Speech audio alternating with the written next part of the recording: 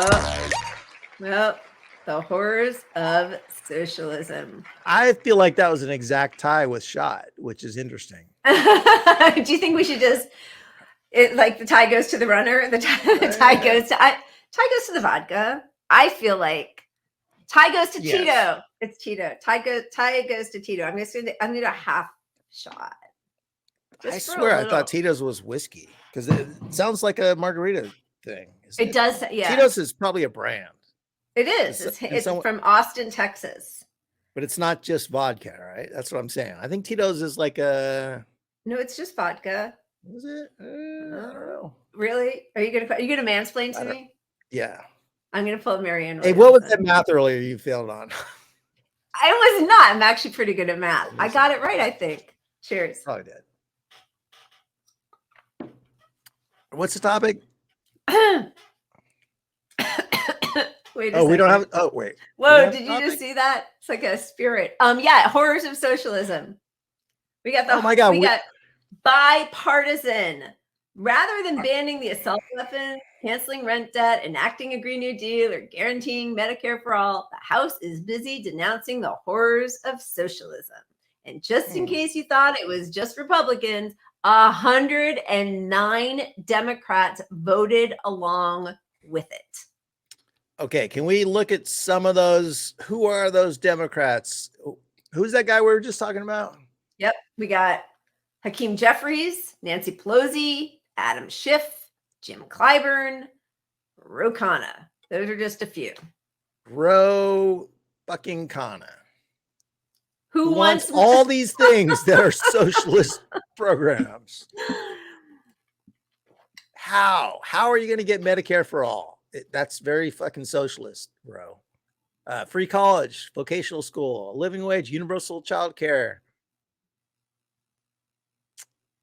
I mean, what? And also, here's what I really don't understand. Yeah, Wall Street's anyway. I'll put it back up. But Wall Street's curtailing the promise of home ownership by buying up single-family starter homes. It needs to stop. Americans deserve the opportunity to buy a home and build wealth. I mean, okay, I'm not defending him because I think it's ridiculous. And here's the crazy thing is they know that the approval rating for socialism is on the rise, and the disapproval for capitalism is on the rise in this country because young people are not having it. They don't think that socialism is a bad word. They were overwhelmingly in favor of Bernie Sanders. They don't think that capitalism is a good economic structure. So they know that that's where we are, right? Which is why they will say the slogans and the policies and pretend that they are for all of them, like Chantel Brown did when she was running against Nina Turner. She pretended, she signed on to the progressive CPC and to Medicare for all. She's a sponsor. She's a co-sponsor. Some of the people who voted against, apart from Ro Khanna, there were dozens of Democrats who are co-signed onto the Medicare for all bill, and they had to register their vote against socialism. But here's what the U.S. won't do. It won't vote against Nazism. The two places that won't vote, this was at the UN resolution denouncing the glorification of Nazism and racism. The two places that would not go along with this were the U.S. and Ukraine. But socialism's bad. I mean, I don't know who this guy is, but I saw this tweet and I'm like, you saw his blue check, his $8 a month blue check, and you were like, "That's my guy." I was swayed, and he had a beard. He looks like Jesus or something. I don't know. Yeah. But socialism is economic democracy. Capitalism is economic authoritarianism, which is really what it comes down to. I mean, if you give people power, they're not going to tolerate the system we have right now. And I just want to remind people right here, this is 1917. So once in a while we'll get a comment about the black fist being a racist, that we're stealing it. I'll get that comment. Lila probably never. Oh, wow. I've never seen that. That's historically ignorant that people would say that. I've had that because my audience is historically ignorant. Not my audience. Not my audience. My critics. I mean, it's not a great way to build community is to tell people they're ignorant, which I've learned several times from personal experience. It doesn't go over well. You're probably diplomatic, and I'm just like eat a bag of dicks, which is sexist, and But anyway, I think it was the iron workers of the world. I don't know, but back in 1917, the point is socialism and unions are akin to each other because you're giving people power, and unions. If we can't have socialism overnight, which we can't, we can still build unions. Yeah, we can still. That's where our power lies. That's right. Railroad workers, come on. Let's go. Timing is everything. Railroad Workers United passed our resolution calling for nationalization in October of last year. Due in large part to your support and our efforts, railroad nationalization is a growing conversation. Thank you. Just waiting for the most pro-union president in the history of the U.S. to come in and smash with his fist that growing labor movement. Luckily, I can't read this because I would read it all. But this is the wow. Who put that graphic up there? Is that so? It's not just my eyes. Okay, good. I can't read a damn thing that says. The resolution they put forward. Oh, wait. Let's show the clip because this is the where is it? Yeah, this is the author. So Ro Khanna literally voted for someone knocking democratic socialists, which you can have your criticism of them, but if you have your criticism from the right, it's pretty awful. And here's the person that brought this bill up that he literally she's bringing up what he supports. In a recent poll that shows that 40% of Americans of all ages, not only the youth, 40% believe that socialism is good, while 33% of them say that they are likely to support a member of the Democratic Socialist of America, the organization that has shaped the ideology of many of our colleagues with the poison of neo-Marxism. Yep. He voted for the bill that she brought up. Because this is who he needs to support. Biden reminds voters he beat Bernie Sanders. I beat the socialist. Or there'll be relational harm. Yep. But meanwhile, in Austin, this is capitalism. Let's look at what capitalism is doing. People are taking food from a grocery store dumpster because of an outage there. The power outage because of what's his name? Greg Abbott. No, it's pretty awful. This is a video of it.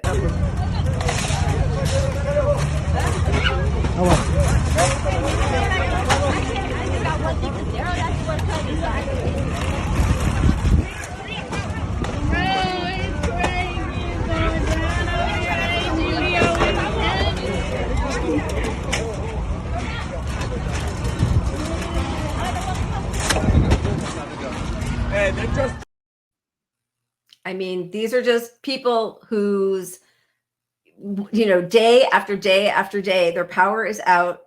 Means all your food in your refrigerator spoils. I mean,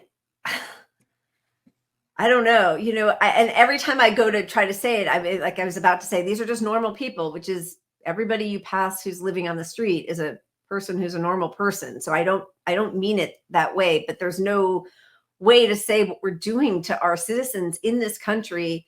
I mean, honestly, what do we have? Over 500,000 people living on the streets right now. And those are not necessarily people who are homeless. Those are people with homes, but they don't have food.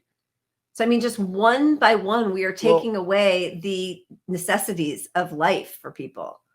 And there's a lot of mythology about homeless people. I mean, something like 40 to 50% of people that are homeless have full-time employment. Like, imagine if people understood that was a reality. Like that, this whole idea that people on the street don't work. Now, on the street there, you have a lot of, Sacramento is crazy right now. I drive around for my job.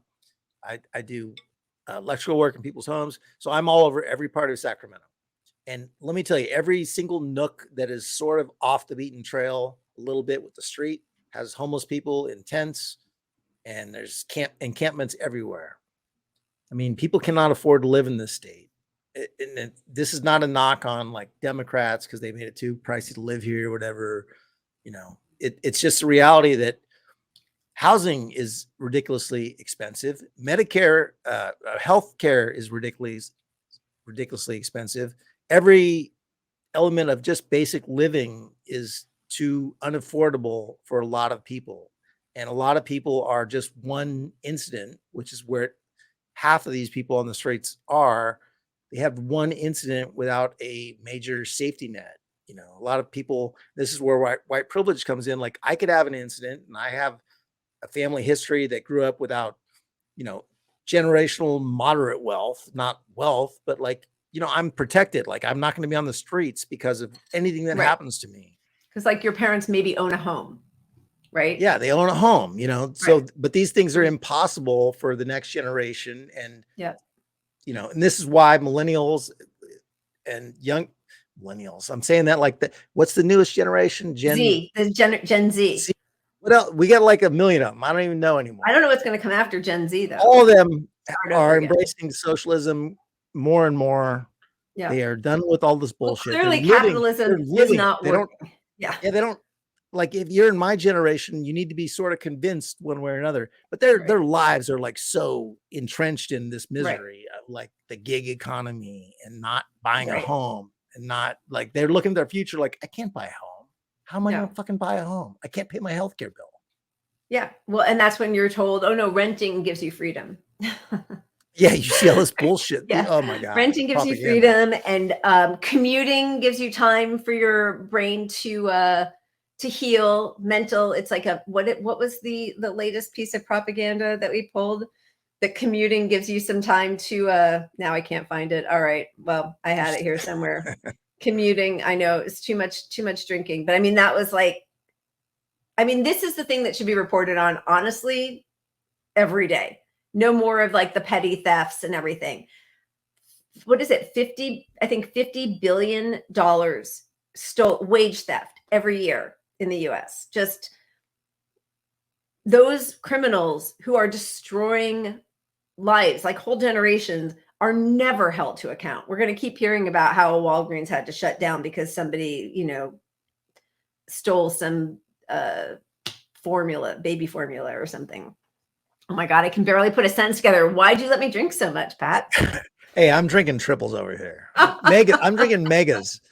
Ken, I don't know. How do you change this imperial capitalist system? I think that we do it with unions, and that's the hardest thing, is that right now, thank you. I'm seeing Reflect the Sun say, well, thank you for including us in there, but you get behind people like Shama Swant, RBN, people who are out there fighting against corporate power, mutual aid, getting in the streets, being active on the outside and continuing to put pressure and not bowing to the people who are really pushing this tone policing and civility politics. I think you need to push unions, and why they exist in the first place is a conversation you should have every time with normal sort of Democrats.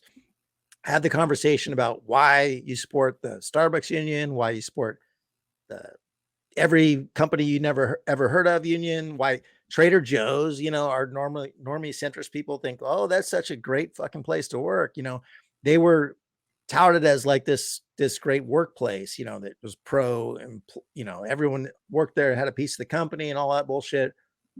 And when they start seeing the realities, maybe we can get somewhere. And so, you know, you start conveying to these people that what matters and what's happening, and show them some examples of things of unions working and changing some of this, you know. Yeah. I mean, part of the problem in this country, unfortunately, is we have at this point lower union density than I think in several decades, unfortunately, even though unions are on the rise, which is wonderful. We have an underfunded labor board, so that even though there are all these complaints about how bosses and management are treating them and how they aren't even coming to the table, even once you know, a union has been voted in, they don't get the opportunity then to meet with the bosses to hammer out a deal.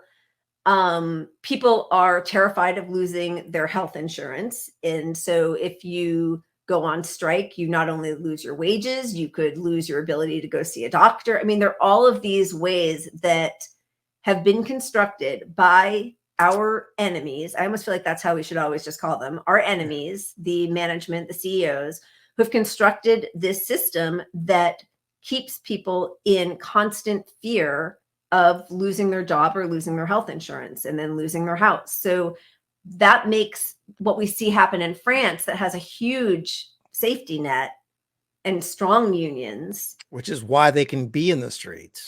Exactly. So, I mean, that is something which comes back again to what you said, though, which is why we have to just support unions and talk about unions more and more. They earn more. You earn more money if you're in a union. Yeah. Yeah. And just show this real quick. I mean, this is Delta Union pointing it out, but the non-unionized Delta flight attendants and ground employees just received notice that they're going to have a 5% raise. Unionized are voting on a contract with at least an 18% raise. Yeah. That's unions. But here's the thing. Most unions have no contract signed within a year of organizing. So within 2 years, it's still, what is that? 47. I'm going to do some more math for you. 86% still don't in 2 years, right? So like, if you don't have anybody holding them to account and forcing them to obey, or if it's just fines that they have to pay, you know, what Biden should be doing is not handing out $10 billion contracts to Amazon, who refuses to come to the table with their unions, right? But if you don't have a government that has your back, it makes it even that much more difficult. But we're not going to change Biden. You know, Biden is, you know, corporate, whatever. But all we can do is change the opinions of people.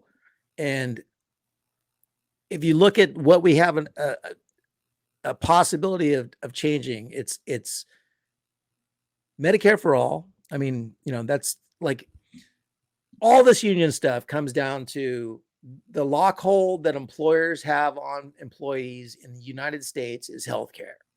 Right. And so to not take right now COVID seriously, that's one way we could have gone. But if we're not going to talk about COVID being real, whatever, but like healthcare needs to be detached from employment. Once you detach healthcare from employment, people are at liberty to fight for shit. Right. And but people are not going to say, well, I'm very concerned about this cause, but you know, I care about this so much that my kid won't have healthcare.